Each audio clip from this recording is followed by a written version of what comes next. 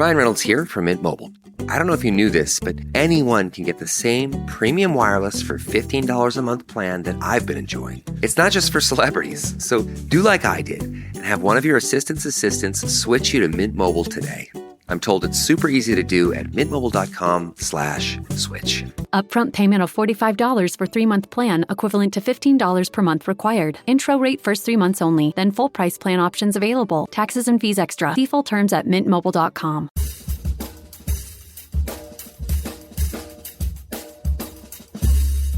I mean, come on, no one plans to get sick.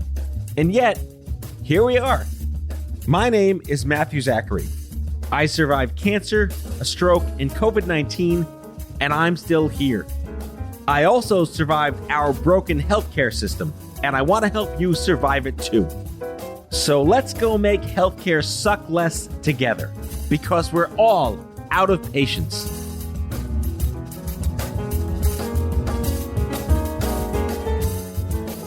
Hello, my friends, and welcome back to the show. A quick reminder before we get started, if you do like this show, I really hope you do, please leave me a review, a rating perhaps on Apple Podcasts, or don't, up to you.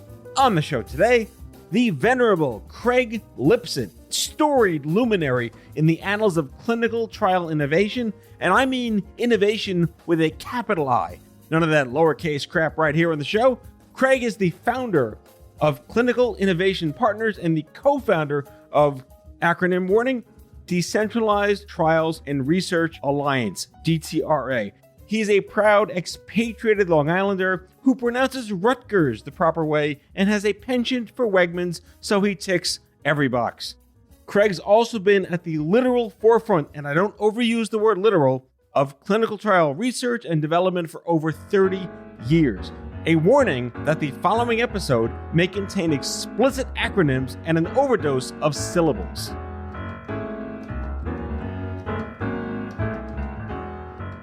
In the spoiler alert of today's episode with Craig Lipset, I wanted to ask you, first and foremost, what is your favorite food shopping experience and why is it Wegmans? Well, my favorite food shopping experience is Wegmans because they were like the last holdout still selling Tab. And to my knowledge, for all I know, they still have some secret inventory in the way, way back. But wasn't it just W Pop Tab instead of Tab? They had both. They could pull it both off. They kept the good stuff. Yeah, as a downstater who went upstate to Binghamton, I was like, what the hell is Pop? And why do they make different colored Wegmans sodas? And then I had them and I'm like, this is so much better than the crap on the shelves in Staten Island. Ouch. I know. Yeah, Danny Wegman had it figured out. Did you work there? I have so many friends in college that work there. By the way, I'm not a SUNY B guy. I went to a different BU, Brandeis University. But I did go to grad school up in Syracuse at SUNY Upstate Medical Center. So I did navigate my way around the greater SUNY system of upstate New York. I have a funny Syracuse story. Before we get to even like anything of meat and potatoes, I just have my Syracuse story is the dome, the Syracuse Dome. It's worth telling the story because it's just so stupid and it's so college. But I went there to see Billy Joel. And of course you did. Of course I did. For those that don't know, the Syracuse Dome is an inflatable roof. It's very rare. I don't know how they did it, but it's inflatable. And at some point during the concert, Billy Joel asks like all 40,000 of us to look up at the ceiling and inhale at the same time to collapse the roof. That's brilliant. And the outcome? Didn't work, but we all, I mean, the best part was we're all just stupid college students and we all tried to do it. I love that it's the Carrier Dome, but there's no air conditioning, so they can't really use it in the summer. Yeah, you'd think the Carrier air conditioning company that sponsored the naming rights to the Carrier Dome would have air conditioning in the Carrier Dome. Kind of off-brand. Yeah. Very off-brand. Anyway, I digress. Welcome to Out of Patience. It's been a long time coming to have you on the show. I've been a long-time follower, first-time listener. Is that the opposite way of saying it? I'll go with the inverse, and we'll meet halfway. All right. So do you say Rutgers or Ruggers? I just need to know that. Get that out of the way. Well, I'm not a hardcore New Jersey guy, so I just say Rutgers. But for all I know, that's really blowing it. I'm really from the other side of the Hudson. I'm a Long Island guy, so I'm going Rutgers. You did say Long Island, which I should correct you. It's actually Long Island. I don't know who raised you, Craig, but that is incorrect. I've been off the island for too long. What can I say, You've man? been neutralized. I love it. They've scrubbed me. Well, all right. I will let the listeners know. We're going to put a link to your LinkedIn in the episode description, but you have the longest and most beautiful profile scroll on LinkedIn of anyone that I've ever seen ever. And the best part about it is you're still doing everything on the scroll because it's like started here to present, started here to present. You never stop doing anything. And you're like this gathering genius of all the things. A, do you sleep? I know you have kids. And B, what doesn't keep you up at night that you keep pounding away at innovation? Well, look, it may look like a long scroll, but when you get to the bottom, I don't have my high school listed. Oh, this is a dig, some shade at Brian Lowe from Inspire, but yet I have my high school on my LinkedIn because of Brian Lowe at Inspire. So I see what you did there, and I raise you Brian Lowe. I raise you, Brian Lowe. I'm down with that.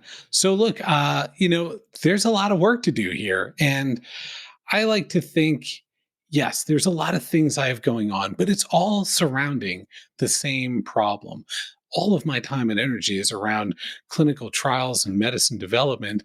Yeah, I'm tackling it from a lot of different ways concurrently, but it's all one problem. And there's a lot of challenges there to try to address. So why not surround it from as many different angles as possible?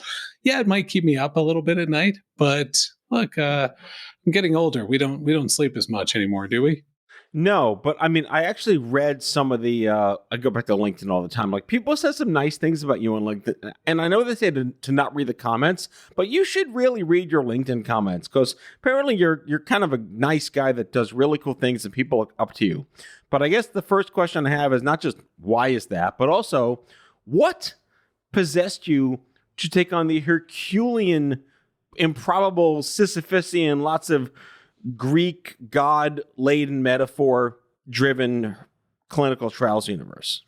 So first of all, I actually get so much energy from the comments of people and in particular from strangers. So every now and then, like somebody will send me something nice on Twitter or LinkedIn, and I'll emphasize something nice. I'm not saying that there's some nasty things slipped in there, but getting a message from a complete stranger on social media that you helped inspire them to take a chance and to try something different is amazing. Like it is some of the best energy in this space to be able to pick up. So I'm so grateful for folks that take the time to drop a line back and share that maybe something I said, shared, posted, helped inspire them to take a chance and try something different. Maybe it's something different in how they're planning a study, using a new tool, engaging people in a better way. Maybe it's taking a chance in their career and trying something different. But that just fires me up. For me personally, coming into this space, at first, it was all about my love for public health. Like this to me, clinical research was just a public health challenge coupled with an exorbitant amount of money being spent on it, right? So usually you go to work in public health and you end up in a sector that doesn't have a lot of spend being applied. But if you think about clinical research and medicine development as a public health challenge, the pharmacoeconomics behind it are like mind-boggling in terms of the cost to develop a single medicine. So that kind of is what drew me in. But what keeps me there is, just the energy from working with so many different people, as well as, research or heal thyself. I'm a patient. Lots of people in this sector are patients themselves. And like me and like many others, affected by conditions that don't have an approved medicine available. And so the irony of being a drug developer and working in this space for years and being told you have a diagnosis without an approved medicine, let's just say that certainly keeps me here. Do you think that over the past 20 plus years, with all the work that nonprofits have done to destigmatize the myth that clinical trial, as just two English words set in succession, still means guinea pig?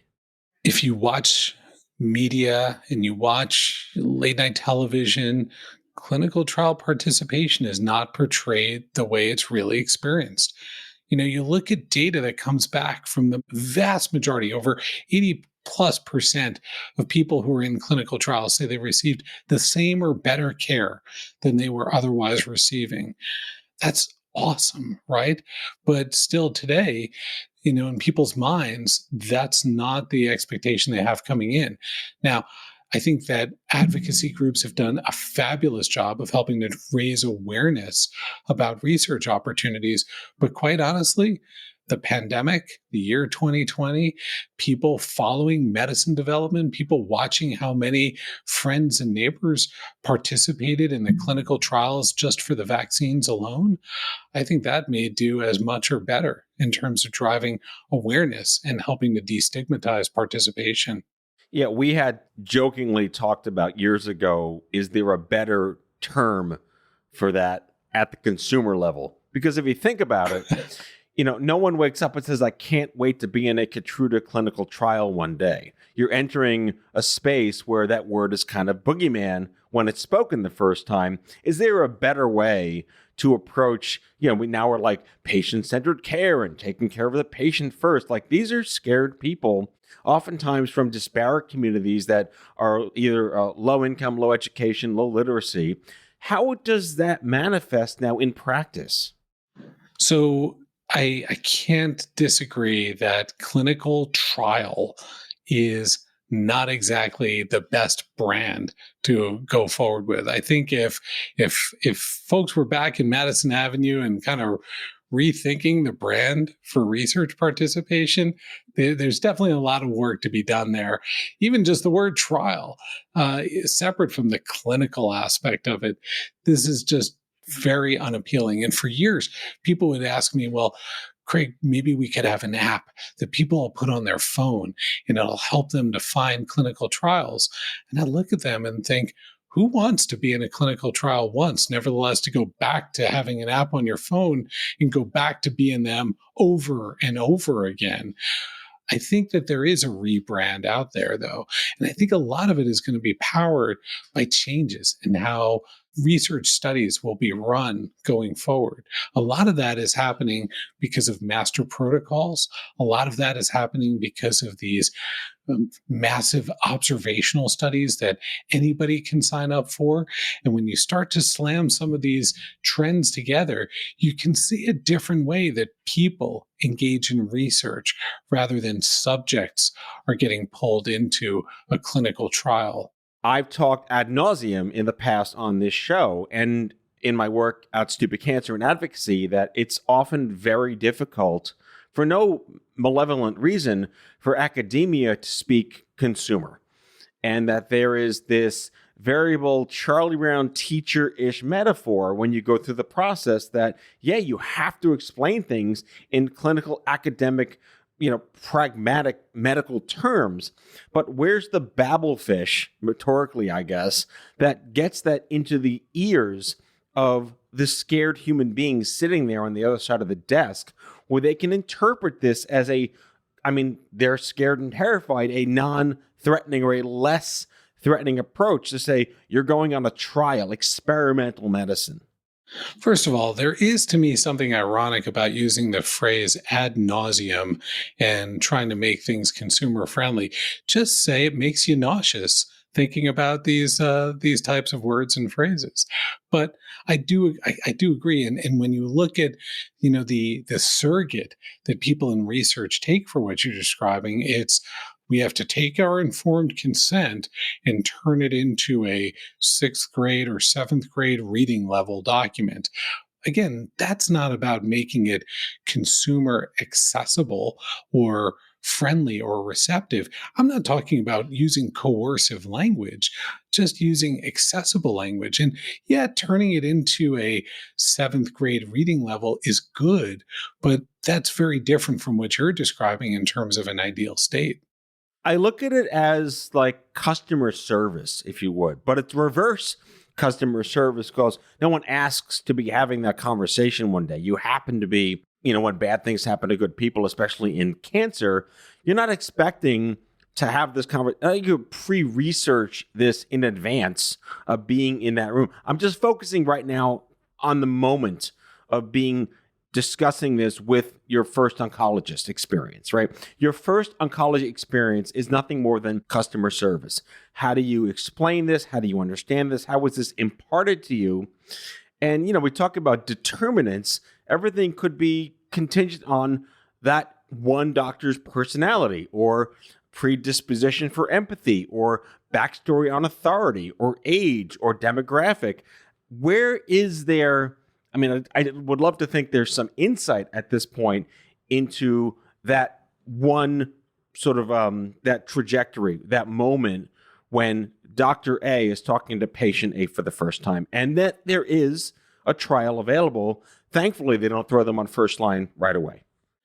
So much in there, right? So first of all, the idea that people would accept being viewed as a consumer relationship in this context. People really get hung up. There are a lot of people that have an aversion to the idea of bringing a customer service mindset into a clinical setting. But there's so much to learn from that. And there's so much best practice to draw off of to do it right. But, the other angle to what you were just bringing up is what's going to motivate a physician to even talk about research, even if they are being customer oriented in terms of the language they're using. We all know that during that first encounter, your ability to learn about research participation was decided before you walked in the door. When you showed up at that doctor's office, you preordained what range of clinical trials you will now be made aware of. That if you went to an oncologist out in the community, the conversation about research participation is going to look radically different than one in an academic center. And if you went to one at academic center A, that conversation is going to look radically different than if you went across the street to academic center B. That conversation was decided the moment you walked in the door.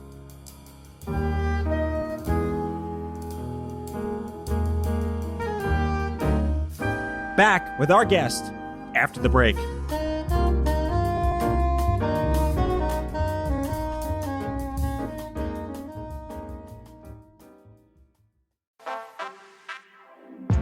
We see you getting after your fitness goals. But what about those money goals? You can count on Credit Karma for a clear view of your finances and your progress, helping you see results so you can keep checking off those financial personal bests and find your way to money. Progress never felt so good. Download the Intuit Credit Karma app and start achieving your money goals today. Intuit Credit Karma. Karma you can count on. Find yourself looking for a new job or change in career? Monster.com is here to help. We are not only here to bring you job postings, but also AI interview prep and salary tools, expert career advice, and top-notch resume services. We've got everything you need to land your perfect job fit. Discover the magic of finding the ideal job with Monster.com. Your future starts now. Visit Monster.com today. Your next job opportunity is just a click away.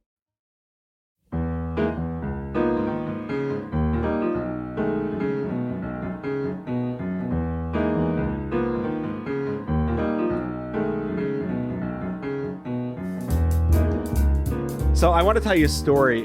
This circulates around the word innovation. And one of my chief strategists at Stupid Cancer, her name is Elizabeth Wolfe. She's been on the show. You may know her. She's been consulting in nonprofits for 25 years. We always joke that innovation is like a lowercase I or a capital I. And that's like an advocate vantage because, we're just the ones trying to help the patients know things exist and be their Sherpas. We went to ASCO one year. This is a lengthy yarn, but it's worth it for the listeners. We went to ASCO, and one of the big pharma companies held one of their tell us your ideas and steal your IP kind of contests for nonprofits. And it was called Impact Innovation. Regardless, they picked a winner. We came back next year and they said, here's the winner. And we've learned so much from all of you that contributed. We're changing the name of the contest from Innovation Impact to Impact Innovation. And Liz and I just drank heavily. realizing that the word innovation is just so overused and hyperbole, but yet it actually applies to you. You've done innovative things. Can you point to any 3-4 specific things that like, Jesus Christ, I did that. I was part of a team that did that. And here we are today. And we wouldn't be here if that innovation didn't happen. So it's so funny you bring this up. When I joined Pfizer, and now that's got to be about 14, 15 years ago, I joined, I had a good friend that was working there at the time. He left immediately after I joined, but his career advice to me was, never put innovation on your business card. It's a death knell. And then a year and a half later, I'm walking around with my clinical innovation Pfizer business card. But I will say this, just to do yet another digression. I did run into a guy at Pfizer. I was there for maybe a year, and he shows me his business card, and it says his name and the title, Secret Agent. Nice. I said, what's the deal with that? And his answer was, there's no QC process for the business cards. You just go online. You can type whatever you want. So yes, my business card did say clinical innovation there. And let me share like the type of range, because I loved your question. So on the one hand, my team, I had the opportunity to help design and help lead the industry's first fully at-home clinical trial designed and run to enable patients to participate without having to go in and out of elite medical centers and travel. And you can imagine that in today's world, this is a pretty big deal when during COVID, during the lockdowns at the height of the pandemic, we couldn't get people in and out of these different settings. So that's on one end of the spectrum. The other end of the spectrum, we enabled thank you notes to go out to the participants in our trials. And that's the kind of innovation that, you know, at the dinner table with my kids, and we're talking about, so what did you do today? And I say, we send thank you notes out, and they look back and say, wow, head of clinical innovation at Pfizer. That's pretty impressive. Didn't like your mother tell you to do that about 40 years ago? And, you know, that to me embodies, like, on the one end, you know, you could try to do something that's really challenging because you're pulling together a lot of new technology and you're trying something that just hasn't been done before. But so much of innovation is just the grunt work of making something change in a big, complex process. It wasn't some radical, brilliant idea to say thank you. The hard part was actually driving that into the organization and scaling it. Wouldn't you comport, and I used a big word there, that saying thank you is customer service? One would comport that would be true. Look, you know, I can't disagree with you about having a customer service mindset to this. I think that it's only been in the last, first of all, okay, it's only been in the last, I'd say, 5 years that researchers across the ecosystem in pharma are consistently even engaging with patients for their input when they're planning and designing studies. It's been done anecdotally for years, but I'd say it's probably only in the last 4 years that companies are really committing to this across their portfolios, right? Customer service 101, how about you listen to the customer when you're planning? In customer service 102, it's only been in maybe the last 2 years that organizations are, and not even consistently yet, asking patients about their experience when they're in the trial. So, right, I go to Dunkin' Donuts and I'm getting a text on my phone asking how they did. You walk out of that research site after that experience, and the odds are nobody's going to ask you that question. Yeah, I love that your Pfizer story that don't use the word innovation. They were ahead of their time for people that used, I don't know, guru, disruptor, futurist, perhaps thought leader. You know, like we're ahead of our time before we knew we were ahead of our time. It's a very loaded question, Craig, but in terms of what's left to innovate, is it fair to say that we've come far enough in terms of drug development and immunotherapy and all the jargon, that we have to now solve for the human experience first? And how are you aware of a trial? How do you explain? Can you afford to get, you know, all the narratives we've been saying for 20 years are now more paramount because the drugs are there. In the world of pharma, we talk about research and development. And I'll tell you, internally for years, people looked at the research side at the bench as being the place for innovation. And they'd look at the development side where you're running the clinical trials as being a big process challenge. So what do I mean by that? You look at the bench and you're saying like, mRNA and CRISPR and all these exciting technologies, and you're going to innovate there.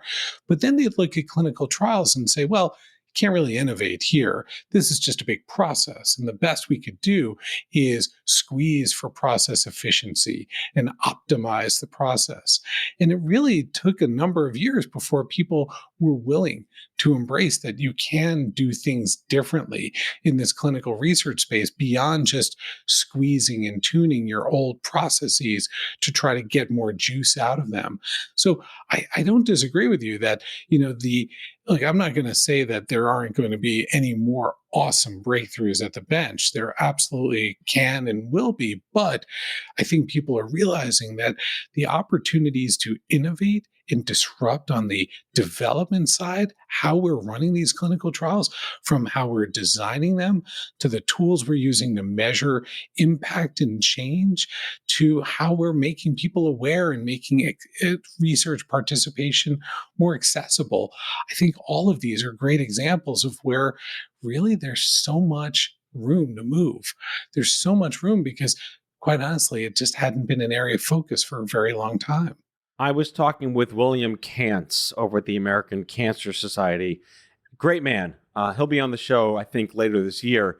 About, if you want to just put the word innovation in quotes for a second, he actually was part of a major initiative with the indigenous people in the Southwest, getting them to a trial when there was cancer in the tribe and on the land. And what they had to do was they found out by listening, first and foremost, what an idea to listen to the people that need the service, that if they just simply were able to provide them with gas cards, and that was it. It solved not everything, but it actually got those in need to the hospital for any of their infusions and their visits. So is that innovation to have to just remember, again, customer service? These are human beings. And if you need them to go on these medications and it's in their interest to go on these trials, wouldn't it behoove the center to help them get there? Is that innovation? So I'll tell you what's innovative there to me, right? So the way I used to define innovation when I was at Pfizer was an idea from which you derive value, that just having an idea alone isn't enough. You actually have to do something with it, execute it, and show that something in the world has changed as a result of it. And so in that example, I think you hit on a really interesting part of it that was innovative. And I know it sounds trite to say, but stop and listen. Listen to people before you do. Listen and understand where their challenges are and where their barriers are. And to do that now at scale, and to stop and listen to diverse patient populations across different geographies to understand their barriers. That is clearly, in this example, was an innovation because they did something different and something changed for the better as a result of it. The positive impact came out the other side. They actually were able to implement something differently as a result of this innovation in their process of just stopping and listening. All right, so final question before we wrap, and this is kind of loaded as well, but I would love to have you back for a part 2 at some point. Yes, we're hopefully coming out of COVID this year. We're taping this in February of 2021. But if there's one thing that has been truly revealed, the ebb tide of COVID and perhaps, the last administration's polarization, is that there's a lot of hesitancy now, not just for vaccines, but do you think it has ramped up additional hesitancy in cancer clinical trials? I'm pausing to think about that because I don't want to over politicize the conversation, but people's beliefs probably were already there and just got amplified, exacerbated, maybe outed a little bit in terms of whether they want to believe in science or don't want to believe in science, whether you want to trust in certain aspects of the health system or don't choose not to. And there are a lot of reasons, certainly, why some patient populations lack trust in the system. And it's been, it's taken generations in some communities to lose that trust. I don't know that this is a really interesting question to think about. First off, in terms of the vaccines, vaccine hesitancy transcends race and ethnicity. It transcends age, and it transcends income, right? We see a lot of hesitancy numbers and data that really can span across different populations. In terms of the impact there on research participation in oncology, I don't know, Matthew. I mean, one would think that, the mindset might be that because this isn't a choice around getting a vaccine, this is a choice around life and lifespan and hope. Do you think that interest in participation is shifted down as a result of the last few years? Or might interest actually be leaning up as a result of increased awareness that clinical trials exist and that clinical trial participants are the ones making it happen? I mean, that's how all these vaccines and therapeutics came to be. It's been in the mainstream language, in the news for months. I guess it could swing either way. What do you think, Matthew? I think we leave this on a cliffhanger because it's so intriguing. We should just talk offline and regroup. The optimist in me would like to think that, yes, this has all been there, but it just got revealed. But there's an over-under on whether this will exacerbate or improve the destigmatization or the stigmatization of not being a guinea pig and not even having that term or phrase be brought into your mind when you walk into that desired opportunity you didn't ask for. We have to find ways to just make research participation accessible, easy, remove the friction in this process, and simply allow people to have that choice in each of their encounters. And right now, there's so much friction that it's not surprising that people would back away from it, both in terms of potential stigma or other fears, but also just it takes a lot of work to find a trial. It takes a lot of work to be a participant in a trial. And so if we can address some of that and remove some of the friction, what will be the implications in terms of just the number of more people? And granted, you're right, there may be other fears that still persist, other hesitancy that still persists. But I guess we start with where there's the most friction that we can actually address. Craig Lipset, advisor, advocate, educator, speaker, mentor, innovator. That's a lot of words. Just ripped it off LinkedIn. But, lover of Wegmans, expatriate from Long Island. He pronounces Rutgers, as it should be pronounced. What else? Founder of Clinical Innovation Partners, but I give him full ownership of the word innovation. Craig, thanks for coming in out of patience. Matthew, it is a pleasure, and I will now go into LinkedIn and add my high school. Thanks so much for having me here. That's all for today, folks. If you like today's show, be sure to subscribe, leave a review, follow us on social, and tell all your friends to listen. Out of Patience with Matthew Zachary is a product of Offscript Media. Our executive producer is Matthew Zachary. Our senior producers are Brianna Seeley, Jen Horanger, and Andrew McDowell. It is mixed and edited by Brianna Seeley. Our theme music is by the Mike Van Allen Quintet and by Mara. For advertising and media inquiries, email media@offscript.com. Hit us up at contact@offscript.com to share comments, feedback, and make recommendations. For more information, visit offscript.com.